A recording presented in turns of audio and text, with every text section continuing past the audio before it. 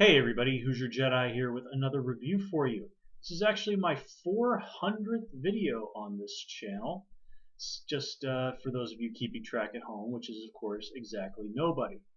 Anyway, this time around I'm talking episode 13 of season 4 of The Walking Dead called Alone. And this is, I think, overall a pretty good episode. Again, it's more of us sort of checking in with the last little group of survivors and kind of nudging them a little bit more towards some sort of big rendezvous at Terminus, which, knowing The Walking Dead, of course, is all going to end in tears and blood and death and people being devoured by zombies, because that's what we do around here. Anyway, this episode is the first episode in a really long time where we get a good look at Bob. Now, previously, we'd only really had that episode at the veterinary hospital where Bob screwed up on decided to steal booze instead of getting medicine and almost got thrown to the walkers by Daryl for his stupidity. Here we get a little bit more insight into Bob. Now, I believe he's previously mentioned that the two groups before him all got wiped out, with him as the sole survivor. And that's one of the reasons he was so happy to find the people at the prison. But I really did like this version of this look at Bob we got before he met the prison group. And we see Bob's a guy who's just going on autopilot. Survival isn't something he genuinely seems to care about. It's just the only thing he really knows how to do. Just that blank, glassy-eyed expression of somebody who just really doesn't give a damn.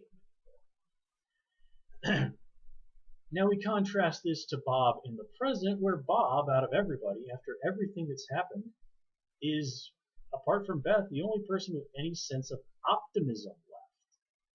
Well, maybe optimism isn't really the best word. Bob's really just trying to make the best of what's going on. He's trying to stay, optimistic that people like Tyrese are still alive, that they can find them. But mostly, he's just happy to still be alive. And the previous, sort of feud, that really dark place Bob was when we first see him in this episode, he really explains why he's able to psychoanalyze Sasha so well. He very quickly understands that the reason she doesn't want to go to Terminus is that she's afraid that Tyrese might not be there, that she's afraid to confront the fact that her brother might be dead. And I don't know, I don't really have any particular feelings about that whole kiss situation because, well, frankly, I'm kind of thinking that Bob is going to die before the end of the season. The season is over. He's not a character from the comics, and that always kind of paints a bit of a question mark on you. Then again, Merle managed to make it to last season, and Daryl's still around, so hey, who knows? And, well, you gotta wonder if the show really wants to continue its track record of it has with black people who are not Michonne surviving on this show, which is not a terribly great one. But then Michonne's in a league all by herself, really. Anyway, that kind of covers what I have to say about Bob and Sasha. Now Maggie, it's interesting to see that Maggie is just continuing to become more and more completely in her bats as time wears on. And I mean, this is really an understandable situation. She is one of those people who just every time she turns around, she's losing people. She's already lost family to the walkers when the initial outbreak happens. Then everything goes to hell on her dad's farm. Otis, somebody she's known for a while, dies. Her stepmom gets killed. Her father was recently murdered right in front of her. She's lost everybody else, her home. She doesn't know if any of her friends are still alive besides Bob and Sasha. And as far as she knows, her husband, odds are pretty good that he might be dead. So just sort of seeing Maggie just sort of halfway descend into madness is it's pretty intense stuff.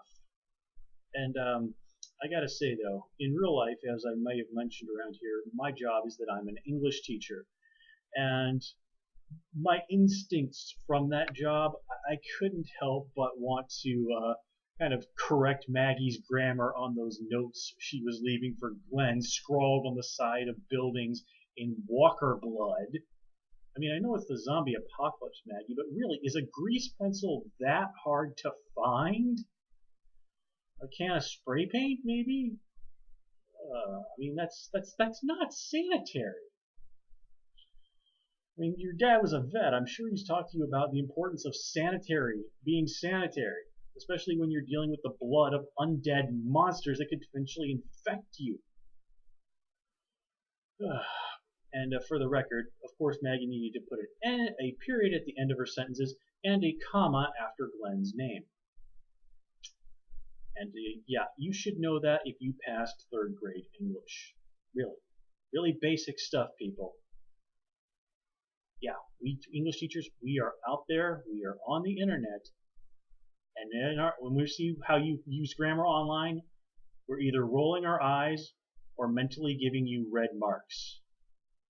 We're out there and we're watching. Anywho. My hair looks horrible today.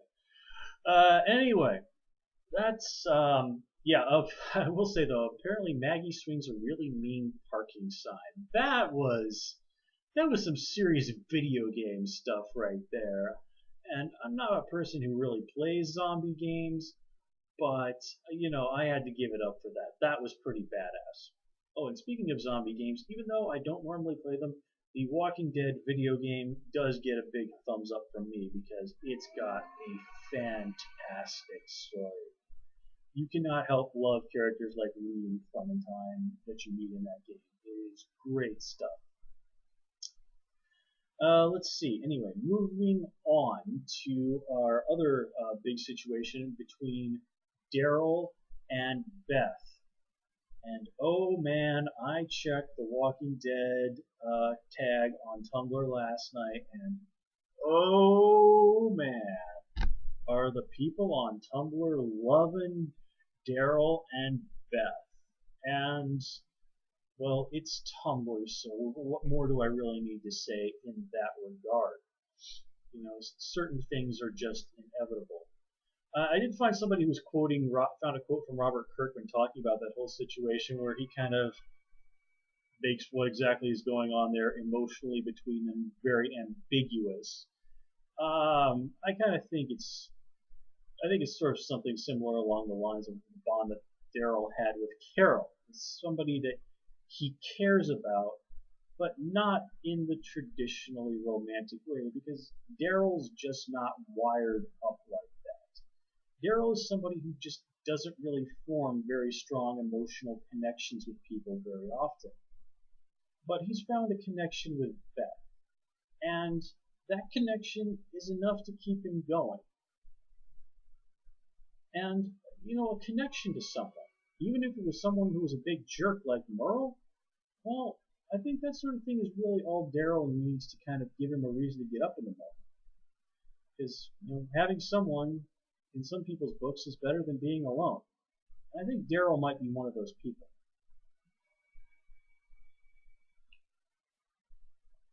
Tea, Earl Grey, hot. And yes, that's actually what we really in that cup. Anyway, so the scenes of them hanging out in the funeral home, I mean, that was all really cute stuff, and it gave Beth some more time to shine. She's really shaping up as a character this season, and I really do hope that she survives because, well, the group needs somebody that's going to be there to be that moral center. Now that Herschel is gone, you know, Herschel was kind of elder wisdom. Now Beth is sort of the young moral person, you know, as much of an optimist as you can hope to find in this world. Now, one thing I did have to kind of roll my eyes a little bit was that Daryl just opens the door and lets all the zombies in, and he doesn't even bother to look outside to make sure that it's a dog, which seemed extremely stupid of Daryl. And this also kind of brings up one thing that really does bug me about this show. Now, it was established kind of in season 1 that zombies, of course, can see people, and they can kind of smell them. So it always sort of bothers me when people are inside of a building and then suddenly zombies are there pounding on the door for no reason. I mean, I can understand if somebody had made a lot of noise or whatever,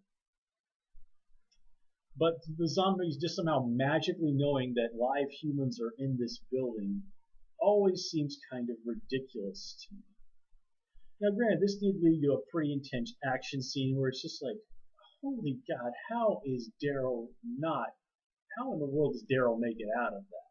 It was like that scene in that one, I guess it was a warehouse or whatever, where the government just tears through an absolute army of zombies all by himself. And of course, Daryl gets outside, sees the car taking off. Now, I've seen some people online who was like, oh, Beth panicked and she took the car. Well, where in the world would Beth have gotten the car keys? And the fact that Daryl sees that bag on the ground really indicates that somebody took that she didn't just tear off from that. Now, some people are kind of noting that you can kind of see like a cross decal in the back window of, I guess that was a Cadillac. It looked like a Cadillac to me, which would actually not be an unusual choice for a funeral home to have. But have taken this as a sign that, they're bringing in the Saviors. And if you don't follow the comics, the Saviors are a group who appear in the series, and they're people you should be worried about. These are not good people at all. But no, guys, it's too soon for the Saviors. It's too soon for Negan and things like that. Now, the guy that Daryl meets at the end in his group, the leader's name, he introduced himself as Joe. I swear, I know this actor from somewhere. I cannot think of where I know him from, but I know I've seen him in other stuff. So that's going to kind of drive me crazy until I figure it out. I've also seen people say that this was apparently the guy that Rick almost killed on the porch of that house. The clothes look similar. I'm pretty sure it probably is the same guy. I just don't recall that character's face clearly enough to say 100% for sure. But, this time I'll take the word of the folks on the internet for it. So these guys being the characters who are called the Hunters from the comics, well, this is shaping up to be pretty likely, especially given that conversation that Joe has with Daryl about weapons. All very indicative that these guys are meant to be the show's version of the Hunters. So just what all this means, well, I'm not going to spoil it for you folks because I'm not a believer in spoilers, but it's probably going to be nasty and bloody and probably pretty cool. So anyways, that's all I have for you this time around. Again, overall, a pretty solid episode. So until next time, folks, of course you can follow me on Twitter at Who's Your Jedi, and until next time, take care and have a good one.